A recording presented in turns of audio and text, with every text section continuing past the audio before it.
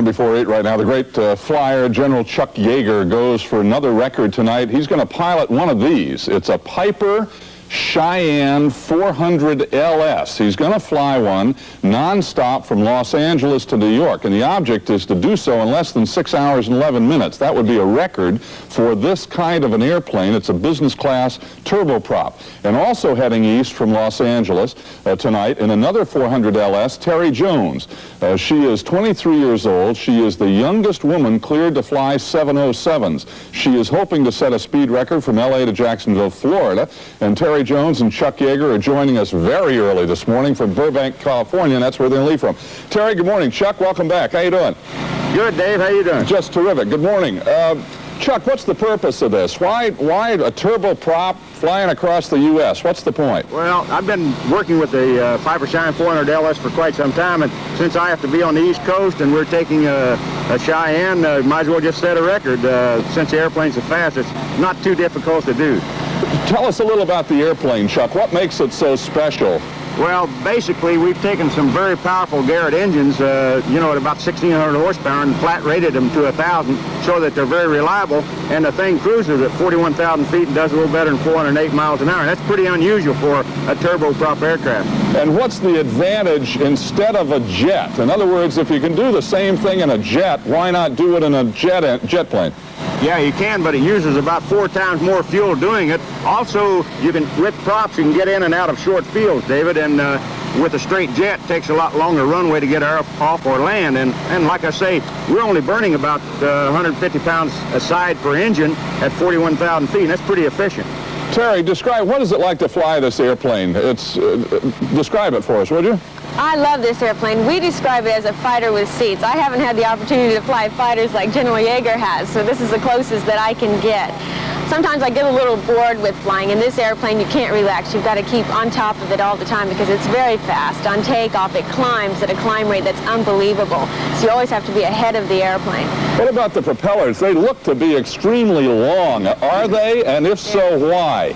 Yeah, they're because of they're geared down to where they're only turning over less than 1,500 RPM, and so their paddle blades are made out of composite, and it's a very quiet airplane. That makes it very efficient at altitude. Terri, I understand this is a warm-up. You've got another trip in mind that you're going to try to go around the world. What is that?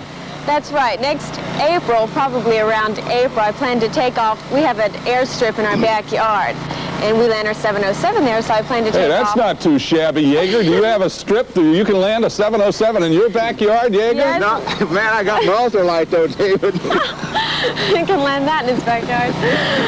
So you're going to try, I'm sorry, you're going to try to fly this where? I'll be taking off from Ocala, Florida, and circumnavigating the globe and landing back right there in Ocala, Florida, in my backyard, and hope to break the current speed record, which is 45.5 hours around the world. Chuck, that'd be some fun, wouldn't it? Yeah, man, it'd beat the heck out of drinking coffee, wouldn't it? Hey, Chuck, seriously for a moment, you're on the panel investigating the Challenger explosion. What's your role going to be? How are you going to be involved? Basically, Dave, I have quite a background in accident investigation since I was the Director of Safety for the Air Force my last 2 years of active duty. And I think primarily it's when NASA comes up with a cause of the accident and a recommended fix, then we have to take a hard look at it and say, yes, it's acceptable or not. And I think it just adds confidence in the findings of the accident. Terri, I don't know whether Chuck knows this or not, but let me lay it on him and tell you about it at the same time. The new issue of Mademoiselle magazine has selected Chuck as one of the 14 most sinfully sexy men in the world. What is your reaction to that, Terri? I believe it. He's so impressive. It's hard to describe. I just met him. I've read his book, and I knew that he would be an unusual person when I met him, and he's an understatement right there.